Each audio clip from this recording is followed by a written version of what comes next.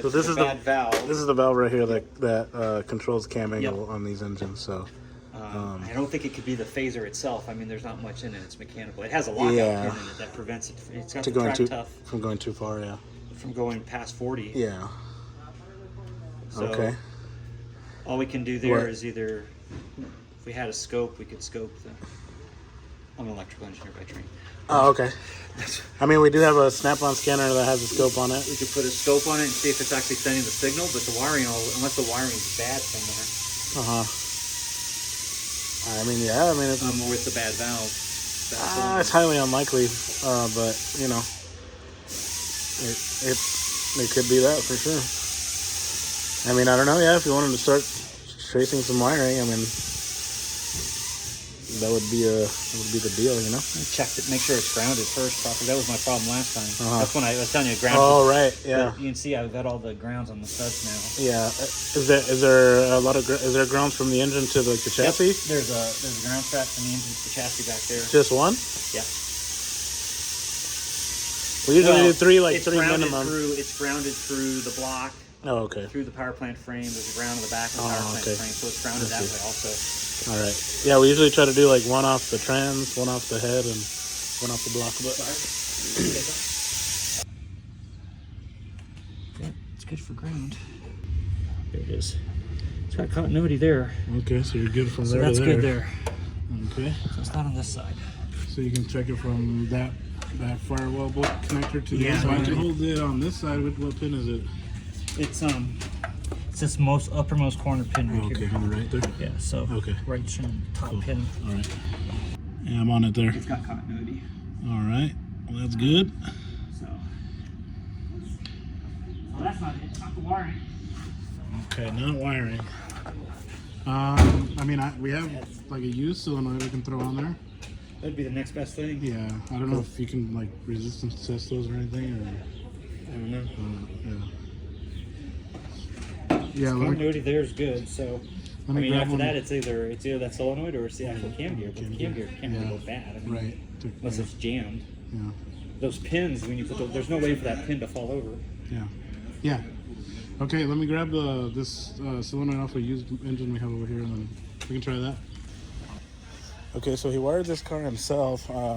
We just continuity tested from the solenoid to the firewall, and then from the firewall to the ECU. Everything tested good. So we're gonna grab this solenoid. It's an OEM one off of this K20 right here, and try that and see if we can get some cam angle out of this thing, so we can make some power.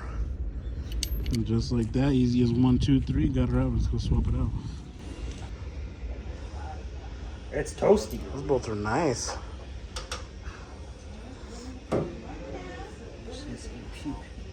Yeah, definitely.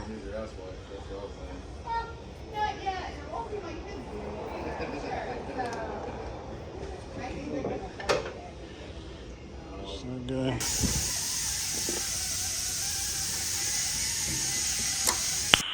Nice.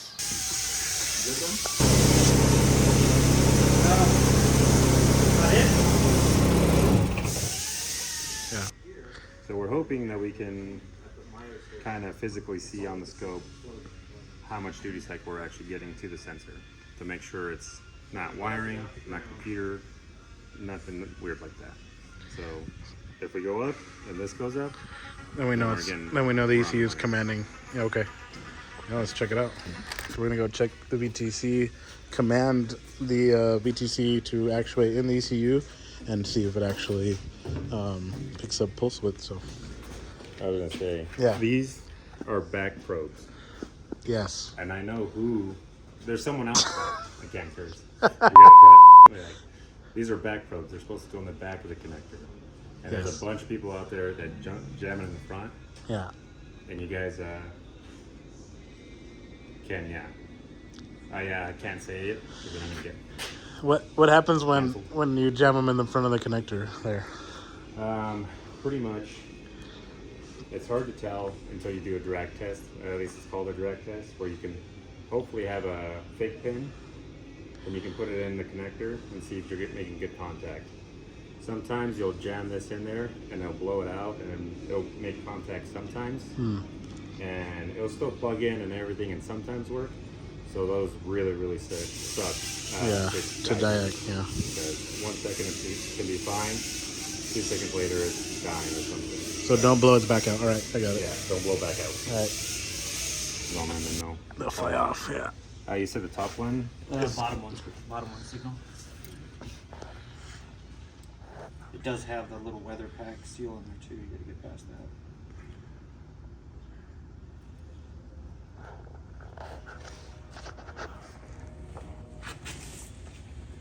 It's not on right now. You clear? I'm gonna start it. Yeah, you're good.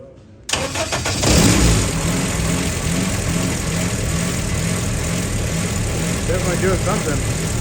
I mean, this is your voltage, and it's very little. It's probably pushing out, yeah. It's dead.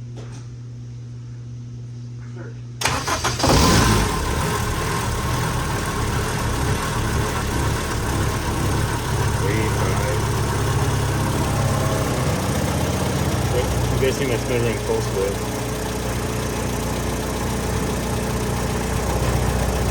See anything? Yeah, we're getting a little bit there. You're saying 300 hertz? It says 300 hertz, so it should be on my assumption this is going to move between 0 and 300. I mean, yeah, we're at 3. So I hope not. Okay, so we're not getting anything from the basically from the ECU. No commandment. Yeah. So it could just be a setting in the ECU. I mean, to check to see if Standalone. these are stuck on like a General Automotive, we would just kind of give it whatever it needs to actuate. So if it uses the 12 Can you volts give it to 12 volts with that?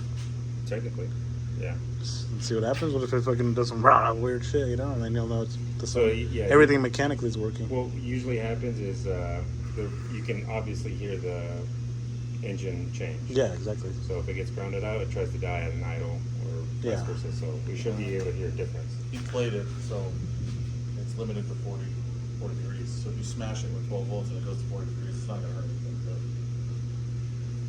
We can try that, yeah. Oh yeah. I can even give it 5 volts. Not with this one, with my other one. Oh. That helps at all. But it's a 12 volt Yeah. sensor, so. Let me grab the other one. All right. Yeah, correct. All right, so we're gonna try to apply voltage. So we have ground. I just double checking. Oh, I was like- ground, yeah.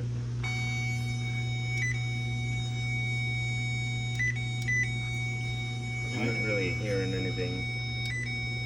No. But I think it works off oil pressure, so it might need it to. Or should it? I'm just wondering if you should still hear it kind of actuating, at least click. No, because Or it just. not actually just click. I mean, Well, yeah, the solenoid should still work electrically. yeah. Yeah, I can't really. We can probably run it and see. Yeah. Maybe it's just a really quiet Fire it up. actuation. Yeah. So yeah, we're gonna try to add, just manually add power and see if we get any changes in the engine. That's cool though, because you can tell it's connected. At least Yeah. like that, you know. You ready? Yeah. Yes, sir.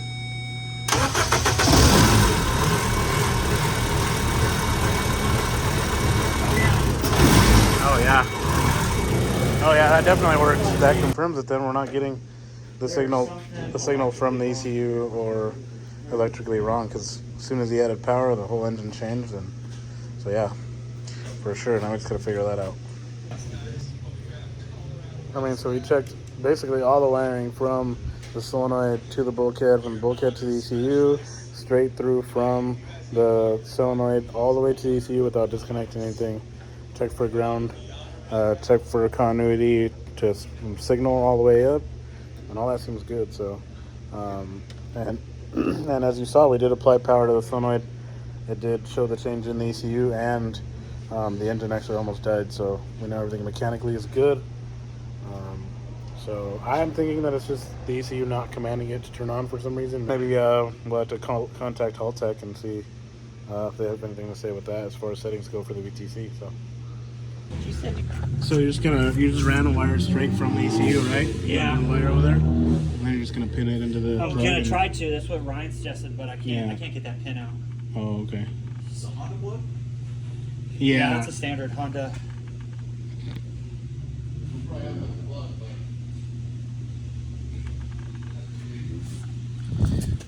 There's I think you can take it off this engine that's outside. If you've got that connector on it, we could just cut it back Yeah. and then just splice it in. Uh huh.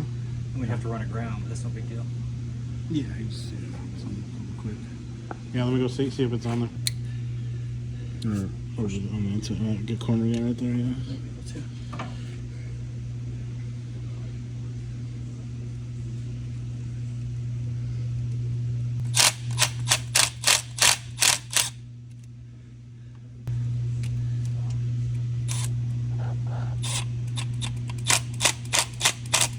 I ain't going nowhere. All right. You have to say it. Great ground. Yeah. Yeah. When you strap something down, you gotta grab the You gotta strap and say it. pull it. And Oh, then, you know that. We're going yeah. to trucks. Yeah. Say it's Yeah, not that's going fine. nowhere. That's not going nowhere. Yeah.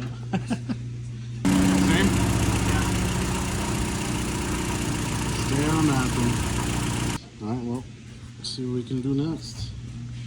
Maybe change some ECU settings. See what we can figure out. Are you having a light bulb moment right now? I am. But why does VTech work then?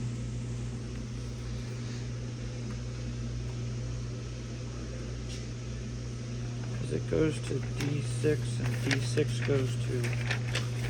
Who built this shit?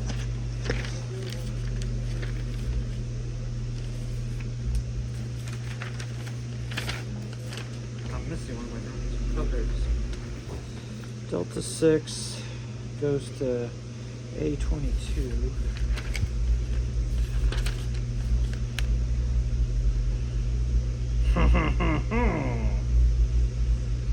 That sounds like a light bulb moment.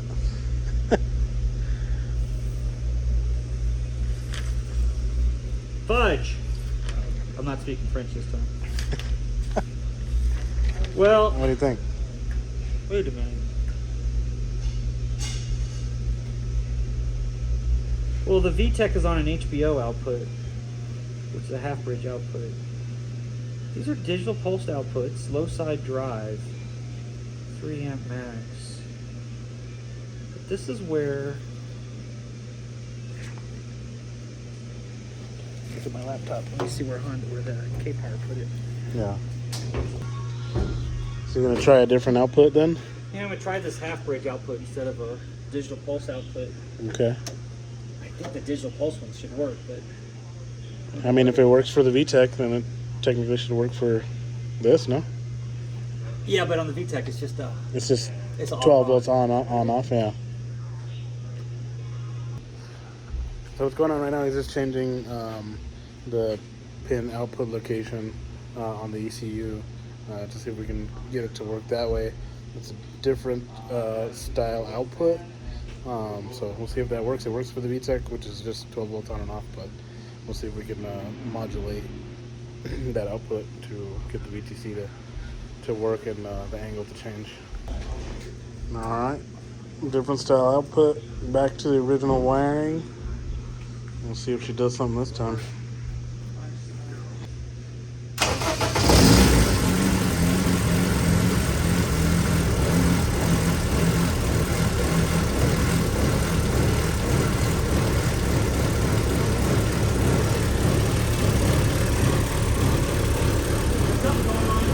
Yeah? Oh yeah.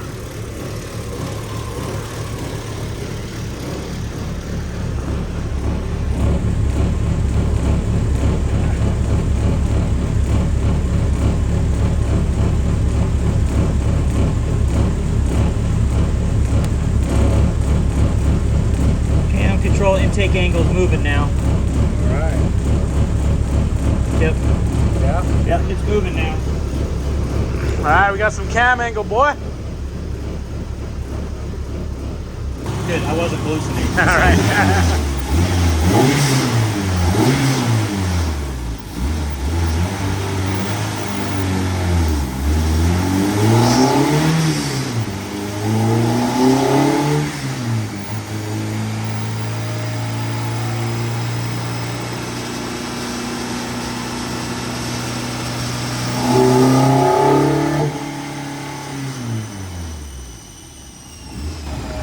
All right, guys, so that definitely worked. He said he just did that pull right there, and it just kicked him out because it went super lean. So we're gonna add some fuel and see if we can make some power. Exciting.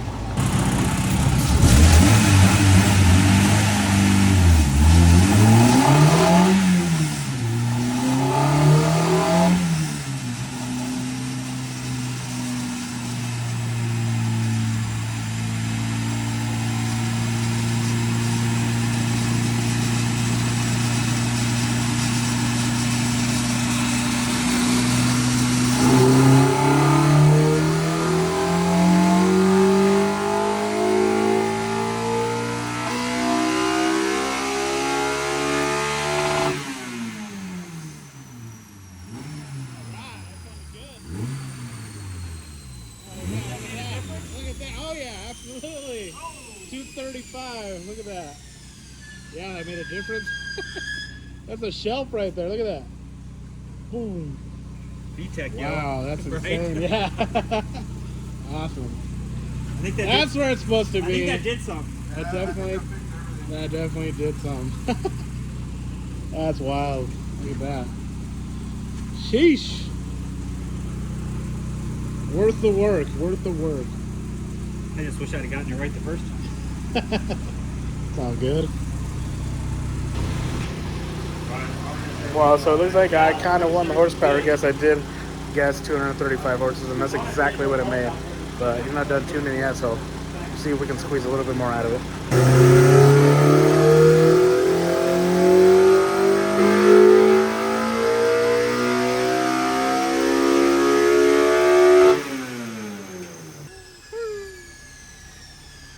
Trying to get this VTEC to clean up. I think we could probably turn it down a little bit farther. Try to get this shelf out of it right here, but yeah, look at that. That's huge gains right there.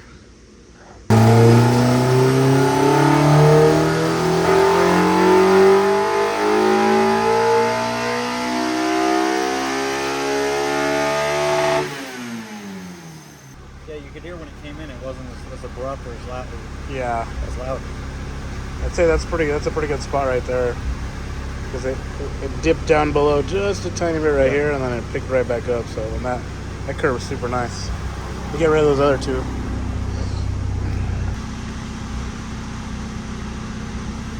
Whew, that's beauty. Okay, guys, so that's pretty much what it's gonna make right there. This car needs to be set up for 2 different classes, so we're gonna have to turn the power down a little bit. All right, guys, well, 235 horsepower is where the Miata ended up. The customer actually figured it out himself. You know, we went through all that Diagnosing troubleshooting with the wiring and all that. It technically was the wiring. He had the pin in the wrong spot, the wrong output for the ECU, but he got it all figured out, and it picked up 35 horses from just the VTC stuff. So if you guys aren't using VTC on your guys' cars, make sure you're getting that set up to pick up some big power, as you saw there. But they're gonna just detune it a little bit.